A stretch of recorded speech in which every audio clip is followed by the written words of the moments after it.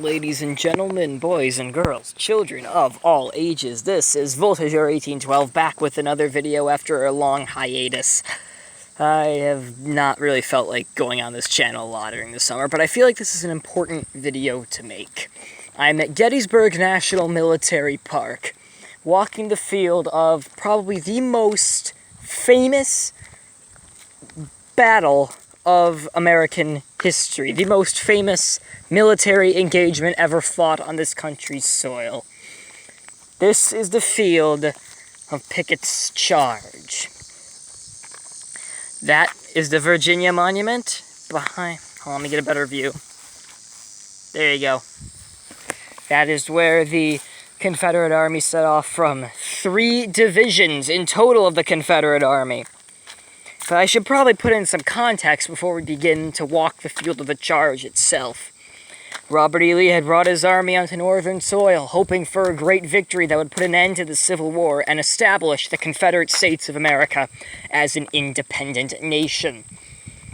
2 years of fighting had yielded stalemate, and Lee was he had won a string of victories and was ready to win the war in the East, and by invading the North, he could relieve pressure on Confederate posts in the West, mainly Vicksburg, Mississippi. As Lee's army marched north, he lost contact with his cavalry and thus had no adequate knowledge of where the Union Army was. As a result, the two sides bumped into each other by accident near the town of Gettysburg, which is right over there in the distance. North of town, the struggle raged on July 1st, as reinforcements from both sides poured into the fight. The Confederate reinforcements got there first and drove the Federals back. The first day belonged to the Confederates. The casualties were very heavy for a fight with not that many soldiers engaged. About 1 in 5 participants in the first day's battle was killed or wounded. 16,000 men, and there were still 2 days of fighting to go. Here we go. We've arrived at the place where the attack begins, and here I will provide some more context. On the morning of July 2nd, as the rest of the Union Army came up, their line formed in the shape of a fishhook. You can see slight rise in trees. That is Culp's Hill. That is where the hook starts. It curves around Cemetary Hill, which you can see directly in front of you, down this low ridge known as Cemetary Ridge, before peaking at these 2 hills called the Round Tops. Big Round Top, Little Round Top. The Confederate plan of July 2nd was to hit the flanks of the Union Army, and they did. 6 hours of continuous fighting. The Union soldiers lost ground in places like the Peach Orchard and the Wheat Field, but were able to hold on to Little Round Top, spurred on by Joshua Chamberlain's famous bayonet charge with his 20th Maine Regiment. The Battle of July 2nd was a draw. Both flanks of the Union line held against the Confederate assaults. The Confederates were growing desperate. Ammunition was running short. Most knew they only had one more chance to break the Union line and score the great victory. Lee would come to a new plan. Instead of renewing the assault on the left, as he first thought, he decided to concentrate on the center directly in front. He thought that since the Federals had sent reinforcements to each of their flanks to meet the attacks, they would be weakest at the center. And so that is where he planned to attack. The Federals in reality had a decent force at the center. Most commanders were expecting an assault of some sort. General Longstreet, Lee's second-in-command, argued against it. He didn't want to attack that position. But Lee's orders were the orders, and at 1 p.m., 2 guns opened up. Here are Confederate artillery pieces. At 1 o'clock, these cannon and hundreds of others down this ridge known as Cemetary Ridge opened fire on the Union line. Union cannons from Cemetery Hill all the way down to Little Round Top returned fire. For 2 hours, these two armies slugged it out with their guns, the largest artillery barrage ever in the Western Hemisphere. The Confederates could not see their targets through the smoke and were running low on ammunition. The Union gunners on Cemetery Ridge decided to cease their fire just around 2:30, 2:45-ish. They halted their fire to lure, they knew an attack was coming, so they were going to lure the Confederates out in the open field. And it worked. The Confederate guns had stopped by a little before 3. General Pickett, the commander of the field force that was to go in, asked General Longstreet if it was time to make the charge. Longstreet could only just nod. He knew it was hopeless. At least he thought. His men were determined to prove otherwise. Pickett now gave the order. Up, men, into your posts. Let no man forget today that you are from old Virginia. And the Confederates lined up out of this tree line in this open field. General Armistead, the leader of one of Pickett's brigades, said, Virginians, Virginians, for your lands, for your homes, for your sweethearts, for your wives, for Virginia, forward march. And thus, the hour of decision had come at Gettysburg. The battle would be decided over this field. Let's see what the Confederates had to deal with. The slope of the ridge, you can see this is field. A lot of people assume that it is in fact flat. It is not. See, you can't even see the Union line. You can just see the top of the clump of trees, which Lee had given to Longstreet and Pickett as their objective. And look, there's where we started, down a hill. Can't even see it. The Confederate soldiers marched out 13,000 strong, 3 divisions. Pickett. And then there was Henry Heath's division, which I believe was being commanded by Johnston Pettigrew. And Isaac Trimble's division was being commanded... Dorsey Pender's division was being commanded by Isaac Trimble. Pender had been badly wounded on the first day of the battle. See, you can't see anything. But the Federals could see it. They could see all of it from their position on Cemetery Ridge. Frank Haskell, Lieutenant Frank Haskell, said, to say none grew pale at what we saw would not be true. An overwhelming, resistless tide, an ocean of armed men sweeping upon us as the rebel army emerged from the tree line and began their fateful march across the field. At first, it was stunned silence as the Union soldiers just looked out over this, what many people say is the greatest sight in American military history. You've gone a decent distance from the Virginia Monument at this point. Now, about now, is when the guns would open. See, now we're back into sight. The Union artillery, the Confederates had thought that the Union guns were, for the most part, destroyed by the bombardment. Unknown to them, the Union artillery still had plenty of firepower.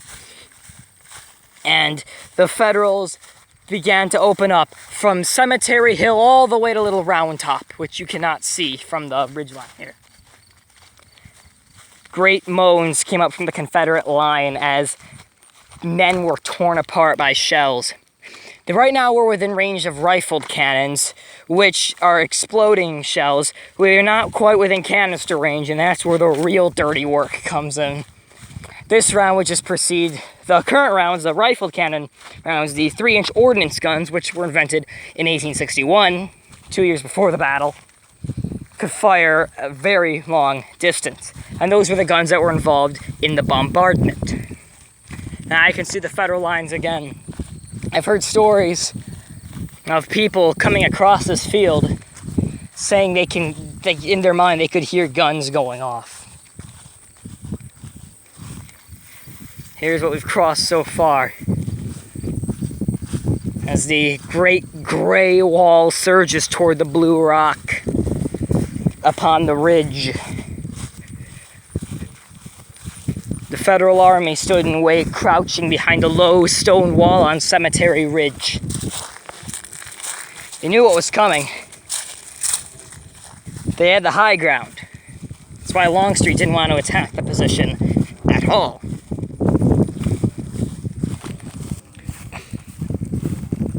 Great holes were torn through the line. They could not stop to retrieve the bodies of their fallen comrades. All they could do was fill up the holes in the line, keep dressing, keep moving. As suicidal as it is to march across this field, what's even more suicidal is to just stop. You can't. The Federal artillery would now have a stationary target to fire at, and that would make matters even worse for the Confederate Army. They had to keep moving. And they can't even, what's the point of stopping too? They can't shoot. The muskets don't get within range until about 300, 350 yards or so away from the Federal line.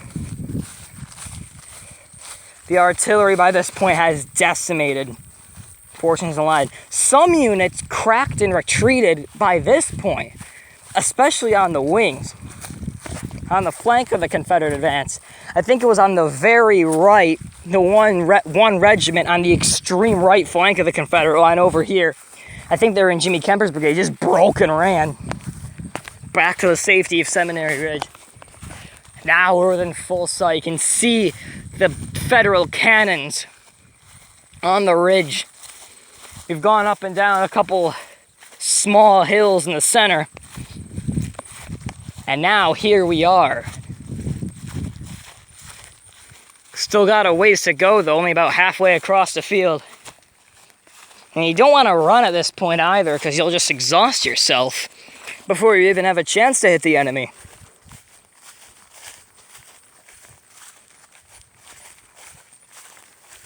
Just imagine the scene on these fields. Heads off, arms off, bodies blown to smithereens. Terrible sight. Terrible sight indeed.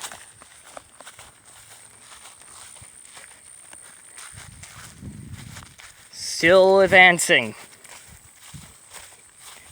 I should probably, since we're in a bit of a, we won't get to the Emmitsburg Road for a bit, might as well talk about the alignment of the attack. So Pickett's division is where I am, on the right. Pickett himself observed from that barn there, the Cadore barn. He had two brigades in front. General Garnett, which is basically where I am here, is where Garnett's brigade would have been. Jimmy Kemper's brigade on the right, and Lou Armistead's brigade following up behind. On the left wing of the attack, lined up in front would be Trimble's division, well actually Pender's division being commanded by Trimble, and Heath's division being commanded by Johnston Pettigrew. Pettigrew would fall dead. He wouldn't die. He would be badly wounded. I believe he died in a field hospital after the battle. Trimble was wounded in the wrist, I believe. I think his hand was amputated, but I'm pretty sure he did survive. Pickett was the only division commander not to be wounded. And his brigade commanders, they dropped like flies pretty soon, but we'll get to that once we hit the wall.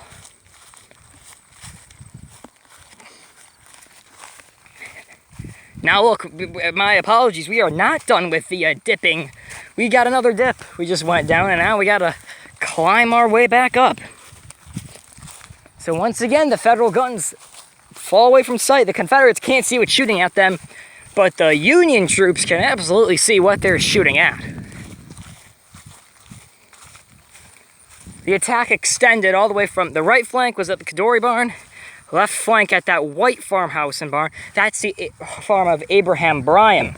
He had fled his property when the Confederates invaded. He was an African American who had his wife had been kidnapped years before and sent into slavery in the South. So he, when the Confederates moved into Pennsylvania, fled further north to avoid the same fate. Here's a panoramic view of the point, and there is that clump of trees that we are heading toward, and we are approaching the Emmitsburg Road. By this point, Garnett's brigade is taking heavy fire. We're all basically within canister range by now, as they just start hitting us. There are accounts of men being turned into a pink mist. as they move across this field, and the Federal guns up there just tear their bodies apart. Solid shot, grape shot, canister.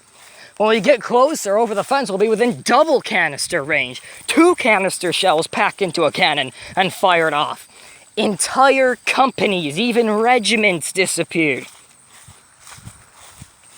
By the time the Battle of Gettysburg was over, the 14th Tennessee Regiment, they went into battle here with 365 men.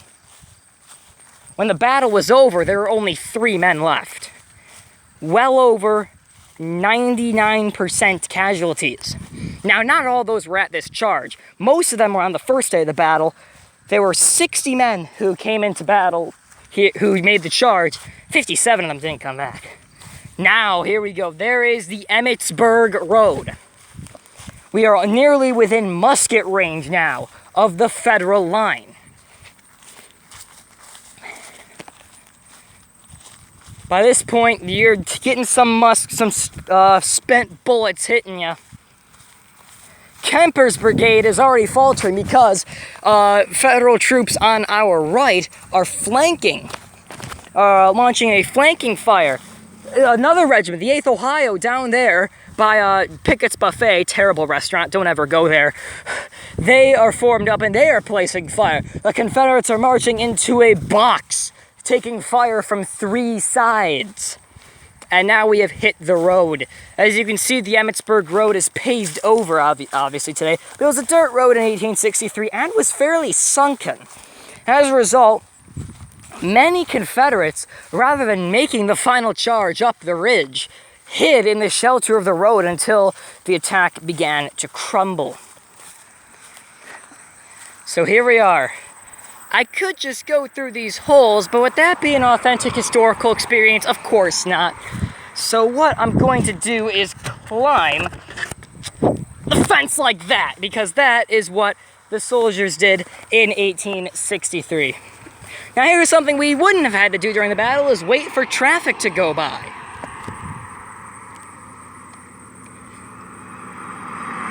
I am not going to climb the fence again. I think once is good enough. So here, General Armistead, we've seen Garnett's brigade get shredded in this field already. Kemper is being flanked from our right. Armistead is called up in support. By this point, Garnett is dead. He's been blown off his horse by a cannonball. What now? Many of his men are cowering in the sunken depression, which you can still kind of see here compared to the modern road. Armistead puts his hat on the tip of his sword and says, "Virginians, let's give them the cold steel. Who will follow me?" And they go up the hill at the double quick, which I don't know if I'm going to do, but by this point, they are not walking like this. It is a full-scale running charge up to the wall. A stone wall where the Federal soldiers were waiting behind. We are taking heavy fire by this point, men being knocked out of ranks by the dozens. Only a handful will even get to the stone wall just up there. Entire regiments, companies disappeared. This is the only spot where the Confederates got close. They crumbled on the right, crumbled on the left, except for one regiment, the 11th Mississippi, whose color bearer placed their flag on the stone wall next to that white barn, the Bryan barn, before he was shot down and the regiment retreated. Other than that, Armistead's men were the only ones to make it this far, up to the stone wall. Most of the men have either retreated or were staying here and just firing, which isn't really a good idea because, of course, the Federals have the high ground. I am not running, but realistically, it would have been a run. At this point, the crash of musketry is absolutely insane. The Confederates are against all the odds. But what happens here is there is the 72nd Pennsylvania Union Regiment, which is up on the stone wall. They get a lot of the credit, but they don't deserve it, because they see Armistead leading the charge right where we are standing here, and they begin to falter. They begin to fall back to their rear. From here, I'll double click a little bit. As Armistead brings up maybe 200, 300 Confederate soldiers. Not very many made it through the charge up to this point. Many of them were just sitting there waiting along the Emmitsburg Road. The Federals pouring a withering fire, but by this point, seeing them so close, the 72nd Pennsylvania, whose monument is there, begin to fall back. Armistead senses victory. He runs up,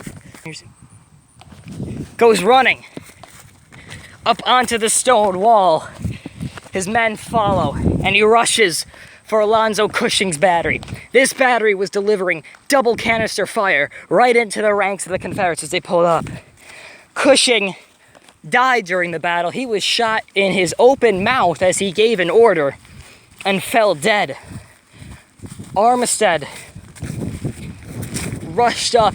The guns were historically here, and it is about here where one Union soldier is able to strike him down, and he falls badly wounded upon this spot. All the Confederates who breached this stone wall were either killed or captured. This grand assault planned by Robert E. Lee had failed. He had not broken the Union Army in two. They had stood firm. Lee didn't take one thing into consideration. All of his great victories were in the South, on Southern soil. This is the North. These are Pennsylvanians along this stone wall. They're defending their families. The gray wave that rolled across this field was the high tide of the Confederacy. From now on, it would be a slow recession that took it all the way to Appomattox Courthouse. General Meade, the commander of the Union Army, his statue's right there. He rides up after the charge and says, "How is it going here?" An aide says, "The enemy's assault is entirely repulsed." Meade, somewhat surprised, simply says, "Thank God." The 13,000 men that made this charge, only about 6,000 or so got back. There were at least 6,000 casualties, somewhere between 6,000 and 7,000, approximately 50% casualties. When they made their way back, Lee said, "It is all my fault." General Pickett, when ordered by Lee to reform his division, said, "General Lee, I have no division." Armistead would die 2 days later. Kemper was wounded and taken prisoner. He would survive. Garnett was vaporized. The Battle of Gettysburg was over.